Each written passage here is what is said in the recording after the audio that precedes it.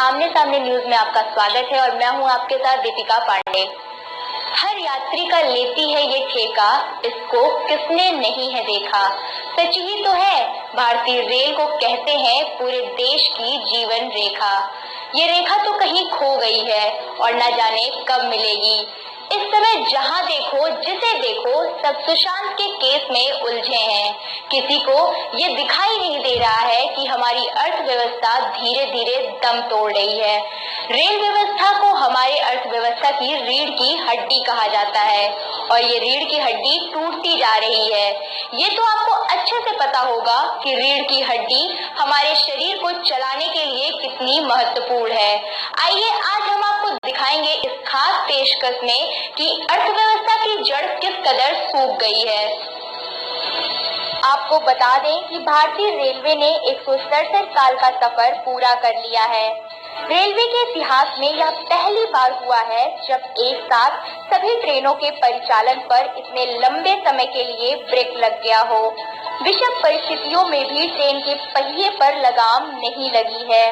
वहीं भारत में रोजाना 20,000 से ज्यादा पैसेंजर ट्रेनें चलती हैं। इसमें लंबी दूरी की 3500 से ज्यादा ट्रेनें शामिल हैं। भारतीय रेलवे का नेटवर्क एशिया का दूसरा और दुनिया का चौथा सबसे बड़ा रेल नेटवर्क है। इसमें रोज करीब 2.5 करोड़ लोग यात्रा करते हैं। अब इतने दिनों से भारतीय रेल एकदम से ठप पड़ी है। इससे आप अंदाजा लगा सकते हैं कि अर्थव्यवस्था को कितना नुकसान हो रहा है। सिर्फ इतना ही नहीं, बाजार में भी मंदी ने अपना कब्जा कर रखा है। व्यापार भी अपने हालात पर रो रहा है। पेट्रोल डीजल के दाम लोगों के पॉकेट का भार बढ़ा रखे हैं। बता दें कि पेट्रोल डीजल के बढ़ते हुए दामों की वजह से ही महंगाई बढ़ रही है। ऐसी महंगाई है कि चेहरा भी बेच के अपना खा गया कोई।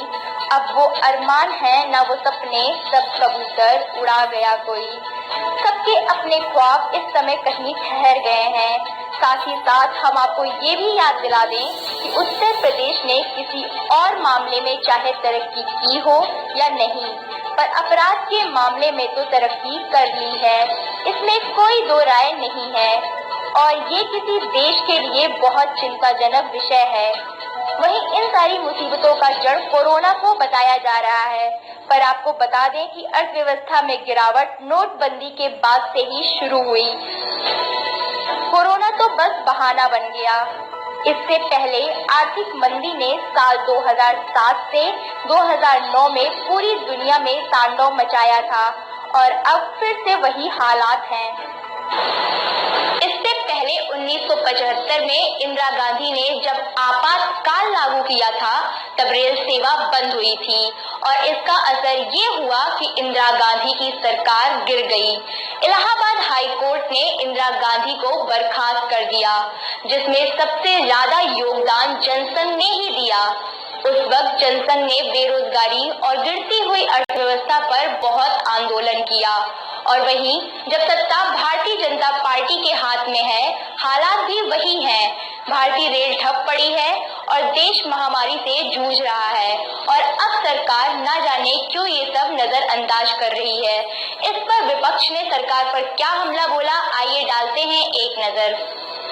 आप ये बताइए कि भारतीय रेल व्यवस्था बहुत दिनों से ठप पड़ी हुई है, इससे अर्थव्यवस्था को बहुत नुकसान हो रहा है, इससे आप क्या कहेंगे?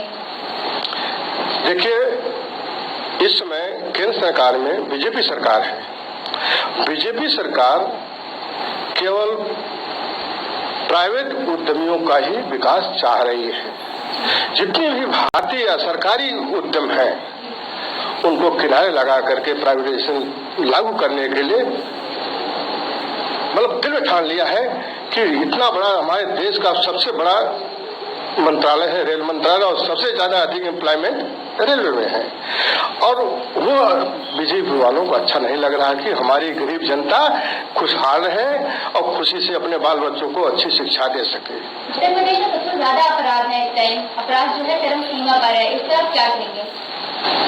अपराध 19-20 हमेशा रहे हैं। अपराधियों की कमी नहीं थी, न उस समय न इस समय। केवल यह है कि कंट्रोल करने की चाहिए।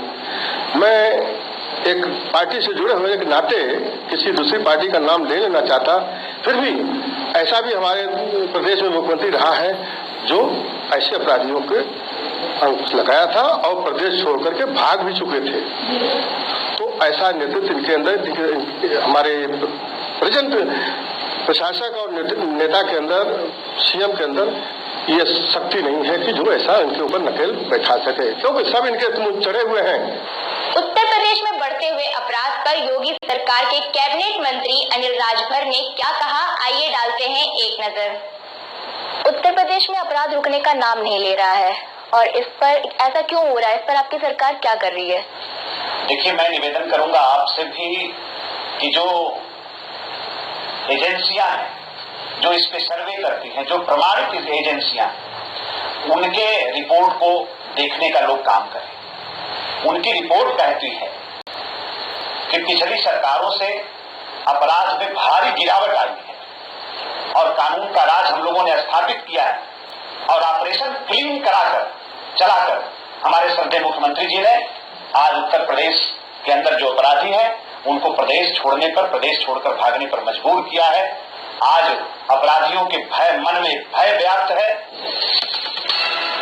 वो राम की खिचड़ी भी खाता है और रहीम की खीर भी खाता है। वो भूखा है जनाब, उसे मजहब कहाँ समझ में आता है। क्या हो गया इस देश को, जहाँ एक तरफ कई लोग मजबूरियों में भीख मांगते नजर आते हैं तो दूसरी तरफ कुछ लोग उनका हक छीनकर खुद को बड़ी बेशर्मियों के साथ महान बताते हैं। आइए इस रिपोर्ट में देखते हैं हमारी संवाददाता मोहिनी तिवारी की ये रिपोर्ट। गरीबी, देश की गरीबी के बारे में तो हर कोई बात करता है, पर क्या वो सच में गरीब की मदद कर पाता है? इसी को जानने के लिए हम लोग आ चुके हैं लखनऊ के हनुमान सेतु मंदिर के बाहर। आइए हम चलते हैं उन लोगों से बात करते हैं जो कभी रात में भीख न मिलने की वजह से भूखे पेट सोते होंगे। तो आप ये बताइए कि जब कभी आपको रात में भीख नहीं मिलती है तो आप क्या करते हैं? आप क्या करते हैं? जो रोड पर पड़े रहते हैं, कोई मिला तो मिला, नहीं मिला तो कोई जबरदस्ती नहीं, भूखे मर रहे हैं। वो क्या कर रहे हैं? हर लोगों को तमीज़ बनाना चाहिए। बैठ गए सीट पा गए, गरीबों के पेट गरीबे ही बनाता है, गरीबे ही तो बैठाते हैं, भगाते रहते हैं। ये कोई इंसान की बात नहीं होती। जो नेता आ रहा अपने इलाके में नहीं फैला रहा, यहाँ सबको हिंदुस्तान बना रखा है, यहाँ बेवकूफ बना रखा है सबको। आप यहाँ पे रहते हैं तो आपको दिन भर में खाने पीने के लिए कुछ मिलता है कि नहीं? आता है, छीना छोरी होती है, यहाँ दंगा फरसूल होता है, कुछ नहीं मिलता है। तो यहाँ पे कुछ लोग जो है वो अपनी पसंद से भीख मांग रहे हैं तो कुछ लोग मजबूरी की वजह से मांग रहे हैं।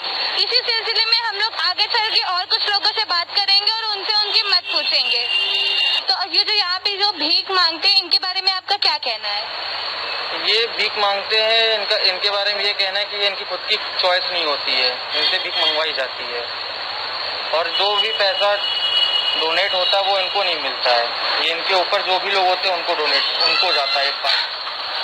तो आपको ऐसा नहीं लगता कि मतलब यहाँ पे हम लोगों को देखने को कई छोटे छोटे बच्चे भी मिले, कई बूढ़े मिले, तो अगर इन लोगों को ये मजबूरी में ये भीख मांग रहे हैं तो सरकार को इसके ऊपर कोई स्ट्रिक्ट एक्शन लेना चाहिए?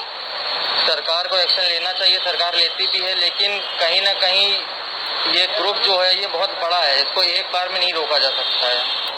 एनजीओ तो सब चलाते हैं, तस्वीर में खाना खिलाते हुए सब नजर आते हैं, लेकिन हमारे देश में गरीब आज रोड पे भीख मांगते हुए क्यों नजर आते हैं?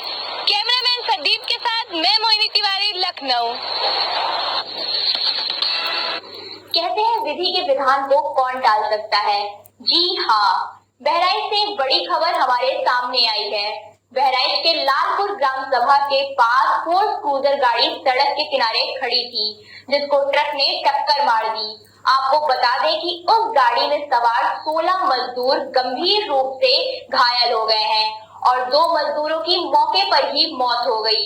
सभी मजदूरों की उम्र लगभग 10 से 40 साल के बीच बताई जा रही है। इसे विधि का विधान न कहें तो क्या कहें? उन मजदूरों की क्या गलती थी जिनके साथ ये हादसा हुआ?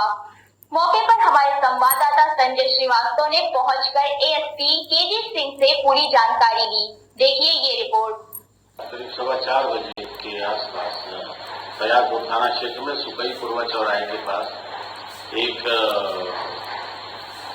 फोर्स क्रूजर गाड़ी थी जो कि बिहार से उसमें मजदूर लगे हुए थे और अम्बाला फैक्ट्री में काम करने के लिए जा रहे थे। वो सड़क के किनारे खड़ी हुई एक ट्रक से टकरा गई और उसमें करीब 5 लोग की डेथ हुई है। 2 लोगों की मौके पर डेथ हुई है, 3 लोगों को CSC हॉस्पिटल भेजा गया था, वहाँ उनकी डेथ हुई है और 11 लोग घायल हैं, जिसमें से 3 लोगों को डिस्ट्रिक्ट हॉस्पिटल में भेजा गया है। 8 लोग मामूली रूप से घायल हैं, उनका इलाज चल रहा है और ट्रक कब्जे में ले लिया गया है। आज के लिए फिलहाल इतना ही, फिर हाजिर होंगे नई खबरों के साथ। तब तक के लिए मुझे यानी कि दीपिका को दीजिए इजाजत। नमस्कार।